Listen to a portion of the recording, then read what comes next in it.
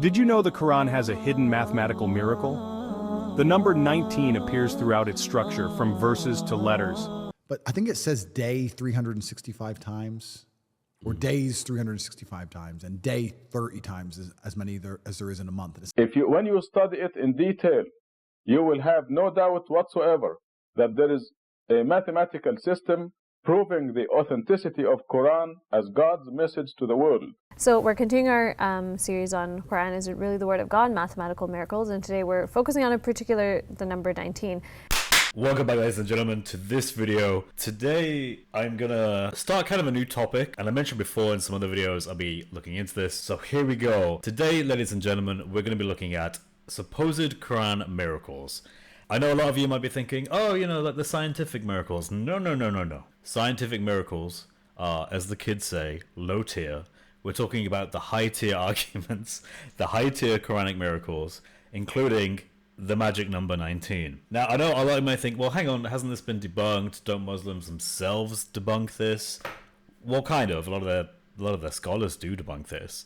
But there are a ton of Muslims that actually still propagate this idea, even if they try and separate it from the absolute madman that came up with the idea, Rashid Khalifa. So what is the miracle of the number 19, and who is this mysterious Rashid Khalifa? So, as the story goes, there's a man called Rashid Khalifa who was born in 1935 in Egypt. He then, at some point later in his life, migrated to the USA, where he took his knowledge of Arabic and interest in studying the Quran to a whole new level. Rashid Khalifa in the late 60s, early 70s was pioneering the idea that you could take the Quran, put it into cassettes or whatever data format they used back then, to then feed into the computer that old Pentium 1 processor. I know that's not the right processor, but into this computer in the 70s, and it will feed out data that you can then use to find patterns, to discover new insights into the Quran that had eluded scholars before, simply because these patterns were too complex to notice just by looking at the Quran. You needed the computer to point it out to you. Well, he did this, and surprise, surprise, he found the magical number 19. Now, why is this a miracle? Well, Rashid Khalifa explained that in the Quran, across many different chapters, many different verses, you'll find a repeating pattern of the number 19, or more accurately, multiples of the number 19, intertwined in meaningful and closely coupled segments in the Quran. So, for example, in the very first chapter of the Quran, the very first verse, also known as the Bismillah, he believed that there were many different miracles that involved the number 19 that showed just how significant and important that first verse of the Quran is. He likewise did this to the first surah that was supposedly revealed to Muhammad, Surah 96. He actually then went to do it to the second, third, and fourth revealed surahs, including the last revealed surah. He looked at all of this and a ton of other categories as well, and tried to argue that the number 19 was a secret pattern found in all these different aspects throughout the Quran. So much so, it can't be from man. And that's kind of the key point here. Rashid Khalifa was arguing that the number 19 was so statistically unlikely that this finding he had discovered on his computer was enough to demonstrate beyond a reasonable doubt that the author of the Quran is divine, and that his divine message has been preserved. That was his original goal. This, however, took a bit of a nosedive, and this is where things get absolutely hilarious. Rashid Khalifa started out with the premise that the number 19 shows how the Quran is divine from God, it's not from man, and that it's been preserved today because this pattern is still there. He then put his data in the computer, and the computer told him how many times certain words are found in the Quran, how many times certain Arabic letters occurred in the Quran, and he would argue that in all of these instances, they all add up to numbers that happen to be multiples of 19. That's all well and good. Rashid Khalifa published his findings of these supposed miracles involving the number 19 in 1972 in his book Miracle of the Quran, Significance of the Mysterious Letters. He wrote a book called Let the Computer Speak, God's Message to the World. He then... Now, when people actually read this book and they actually took the time to analyze his data, they realized he was wrong. he was wrong. He was wrong actually about a few things. A few counts didn't add up, and they were usually off by just one count. So, you know, he'd say like something's found 100 times, but when they checked it was actually 99 times or 101 times. You know, they were minor miscountings, but of course, if they have to be multiples of 19 to be miraculous, being off by one throws the whole thing out of the water. 38 is a multiple of 19, 39 or 37 isn't, for example. Now, you would have thought, after having his work peer-reviewed and Muslims, presumably as well as non-Muslims, told him, your data's wrong in many key aspects that are pretty significant to your theory, you would have thought he would have packed up shop and said, okay, you know what, guys, I was wrong. It looked like there was this mathematical miracle 19, but no, I was just totally in error. I'm so sorry, you know, I'll just discard my research and move on and call it a day. But no, he did probably the greatest double downing in history. I've never seen a man so convicted of his own foolishness as this, and I'm just being honest. Reading about this guy, I want this guy as a dinner room guest. I want to have a meal with this guy. If I could pick, you know, who to have a meal with from the past, one of the guys I would pick is Rashad Khalifa, because the stuff he comes out with is golden. So what do you think he does? Do you think he, I don't know, just insists that he's right and other people are miscounting? No. So how on earth does he justify his published counts of these certain words if other people have shown them he's wrong and miscounted? Well, he claims the Quran is corrupt. He argues, contrary to what he originally tried to do, which was the Quran is miraculous because of this number 19, which shows that it's of divine origin, which shows that it must come from God, and it must be preserved because the secret code of the number 19 is still in the Quran, which means that it hasn't been tampered with. He started with this, and then he did a complete 180 and just flipped it. So now, he argues, the Quran is actually being corrupted. We know the Quran has been corrupted because when you take the miracle, of number 19 and you apply it to the Quran, it almost works, except for certain places where verses have been introduced into the Quran that are man-made. And if we just got rid of those, we could prove the Quran is miraculous again. So it started off being an argument for the preservation of the Quran. Now it's explicitly an argument against the preservation of the Quran, because you need to change it a little bit to get it to line up with the number 19. Not only that, but just read this. Just read this. Like, what this is he actually wrote trying to justify himself. And check this out. To inform me that the frequency of the letter nun is in fact 132, not 133. The absence, addition, alteration of one word in Quran, of course, destroys the whole system. The whole mathematical system collapses.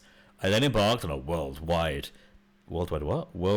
march for the oldest Qurans, and found out that in the original Quran and the oldest copies did indeed spell out the Quranic initial nun into nun. Just a heads up here, this is the biggest cope ever, but basically he says that the letter N doesn't appear enough for him to get a multiple of 19. He wants it to equal 133, which is a multiple of 19, but it actually only equals 132. He's added an extra one somewhere. So he needs to make up this extra N, this extra nun. His way of doing it is just to say that one of the mysterious letters that is nun should actually be spelled out as the word. In which case, you then get nun wa nun, which has two nuns in it, and hence you get 133 again, not 132. Absolute genius. But anyway, let's keep reading. How did the computer report the correct result despite the error in feeding?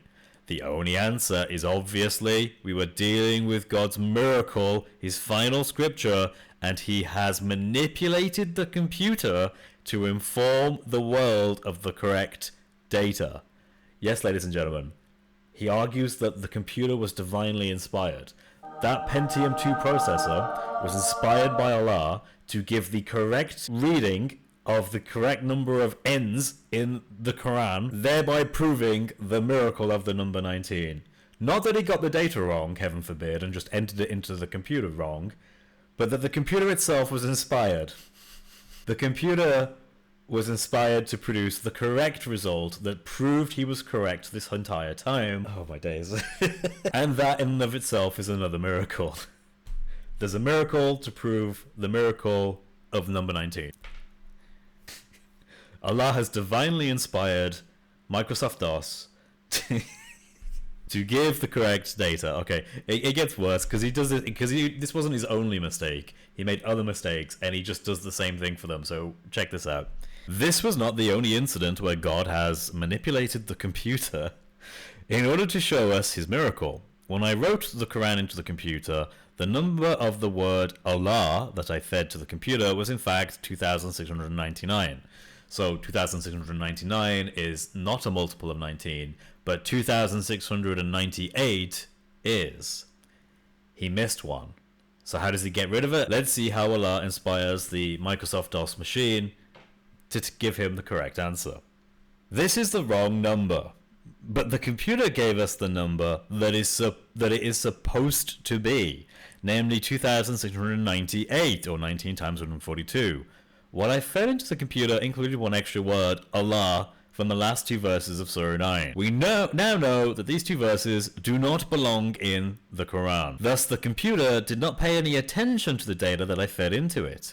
It gave us the correct count of the word Allah despite the erroneous data feeding. Yes, ladies and gentlemen, turns out the Quran is corrupted all along. Thank you, Rashad Khalifa.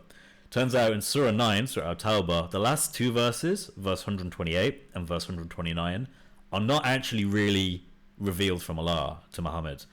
They were actually added later by human hands. Now, fortunately, it turns out that one of those verses has the word Allah written in it, and by discarding it, we get down to 2,698 counts of the word Allah, which just so happens to be a multiple of 19. This man is crafty to another level. It's actually impressive when you really look at this. So, thankfully, Allah inspired the computer and preserved this miracle for us to see today. There are other things he does as well that, to be perfectly honest with you, it's incredibly sketchy. He doesn't have a consistent methodology or anything like that. And the fact that he has to argue the Quran is corrupted to get his miracle off the ground is worth noting when you talk to Muslims about this. And there are lots of Muslims that are actually convinced of this miracle number 19. I spoke to a da'i at Speaker's Corner who he himself said he was convinced of the number 19. Immediately, he followed that by saying, and I know the guy who came up with it is a heretic, which is interesting. So he knows the person who came up with it did a lot of bad things, but he doesn't care because this is still a miracle in his eyes and it's useful for him in encouraging him in his faith. Either way, he just needs to believe the Quran is corrupted to prove the Quran is miraculous. I'm actually going to make the argument that these kind of miracles, and it's not just the number 19, the number 19 is a very infamous one, and it's one that's been around for decades. It even made itself in Ahmadidat's work, both in his published talks and in his own published works. He even took Rashad Khalifa's arguments involving the number 19 and advocated for them. So he was influential to Sunni Muslims, namely Ahmadidat was propagating this. But even others today, like Shabir Ahmed, he debated Jay Smith on this very topic, where he advocated for the magical number 19. So although Rashid Khalifa is an absolute legend who is rejected by Sunni Muslims consistently, they still use his work, even though his work has been thoroughly discredited, ironically, by other Muslims. Other Muslims have shown that using what this basically is, it's a kind of numerology, is even questionable from an Islamic paradigm anyway. But it's convenient for making Muslims' faith stronger, even if it isn't true and even if it isn't permissible. Now, one last point I want to bring up just in this short introductory video before we go into more meat of the kind of stuff he says. Rashad Khalifa came up with this idea that the number 19 is a secret code and it shows all these incredibly improbable occurrences that seem to be meaningful. They seem to be related to concepts like Tawheed, the mysterious letters, the Bismillah, the word Allah, and therefore they have weight to them, and they're trying to both prove the Quran is miraculous, but also show the significance of certain parts of the Quran. Now, here's an interesting thing. Do you think you could do the same thing, but with his name? So, Rashad Khalifa actually argued in the later parts of his life before he was assassinated by one of his own students in his own mosque, Yes, he died in 1990 by one of his own students who did not like where he was going with this, precisely because he started to say a few more things. He used the number 19 in conjunction with his own name, the gematria value of his own name, to argue that the Quran in places like Surah Al-Imran, Surah 3, Ayah 81, where it talks about the covenant of the messenger, is actually in reference to him. Yes, ladies and gentlemen, Rashid Khalifa claimed he was a messenger. And the way he does this is he takes the Nabi and Rasul, different words, prophet, messenger, and he says, yes, there's no prophet after Muhammad, but there are messengers after Muhammad, and he's one of them. And his argument is, well, I don't actually reveal any new revelation. I'm just explaining things that were already sent that you guys just haven't noticed yet. And he would actually try and read this into the Quran, which is kind of funny. Just before he died, he wrote a translation of the Quran where he inserted his own name into the Quran, key verses, to prove he's actually supposedly this new messenger to come that would reveal this divine secret of the number 19. There's even a verse where Allah addresses Muhammad and says, Muhammad, I'm paraphrasing this, but he says something like, Muhammad, you are not crazy. You're not deluded, right? He actually takes this verse and actually inserts his own name into it. So it reads, Rashad, you are not deluded. Which, I don't know, there's something about that that's just so funny to me. But anyway, so we can have confidence that Rashad is a messenger and he's not deluded because according to his own translation, where he reads his own name into it, Allah says he's not deluded. But he didn't just stop there. He actually used his own name to prove that there were all these 19 themed miracles that show his name is there. So in other words, if Muslims accept these 19 occurrences for things like the word Allah or the Bismillah or any of the other things that Rashad brings up, why not be consistent and do the same thing for all of the places where he argues his own name is found in the Quran, using the number 19 and combining it with the gematria value of his own name in Arabic? Muslims can't do that, because to do that would basically mean you'd have to accept him as a messenger, and if you accept him as a messenger, you're in trouble because he's also the one that argues your Quran is corrupted. So when Muslims use the number 19, they're actually just picking parts of it they like, and the other parts of it where Rashad uses it to prove he is a messenger to come after Muhammad, that they don't like, even though it's using the same principle, the same methodology, the same cherry picking in the Quran to find these occurrences. If he can do it for his own name, and you reject that, why not reject it for all the other things he does it for? Well, reasons. And now one more point. Why the number 19? Like, why specifically that number? Surely there are other numbers that are more significant in the Quran. Like, Tawheed is 1, right? So surely the number 1 would be really impactful and meaningful, because that's, I don't know, like, wouldn't you do that? Like, wouldn't Allah use the number 1? Or, even when the Quran condemns the Trinity and says, do not say 3, surely 3's actually more significant than the number 19, given the Quran's condemnation of those that say 3? Or the number 7, or the number 8, or 6. These numbers appear a lot more than the number 19, so how does he get that? Well, ladies and gentlemen, it comes from the most insane interpretation of a single occurrence in the whole Quran. Let's take a look at Surah 74, Ayah 24 to 31. Starting in verse 24 we read, And said, this is naught else than magic from of old. This is naught else than speech of mortal man. Him shall I fling into the burning. Ah, what will convey unto thee what that burning is? It leaveth naught, it spareth naught, it shrilleth the man. Man, that's so awesome. It shrilleth the man. Okay. Above it are 19. Now, just reading that in context, I started at verse 24 so we could build up to it. What do you think above it are 19? What do you think that's in reference to, given this context? It seems pretty clear it's in reference to the hellfire, because it's talking about what happens to those who disbelieve in the message that Muhammad is giving. They go to hellfire. This is pretty much answered in the next verse, verse 31. Right after the above it are 19 verse. Let's read it. We have appointed only angels to be wardens of the fire, and their number have we made to be a stumbling block for those who disbelieve. So regarding this number, it's being applied to the guardians or the angels over this hellfire. So it seems pretty straightforward then. This number 19 isn't some kind of secret code. It's literally just describing how many angels there are guarding the hellfire. That's it. Seems pretty clear, right? No, says Rashid Khalifa. Absolutely not. You're missing the bigger thing.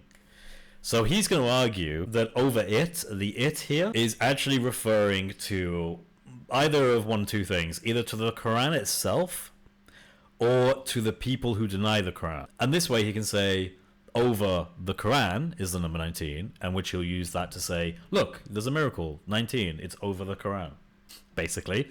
Or he'll say, over those who deny the Quran are the number 19. In other words, this number 19 miracle is a proof to those who disbelieve in the Quran, and hence they're accountable because of it. The problem is that that doesn't seem to be the correct contextual interpretation. You have to go many verses back to try and link it back to that, rather than the surrounding immediate verses, which talk about hellfire, both before and after the verse that says over it a 19. But even the Arabic grammar is problematic. The Arabic word alayha, being a preposition, meaning above it or over it, is in the feminine form, which in Arabic grammar would mean it would have to link to another word also in the feminine form.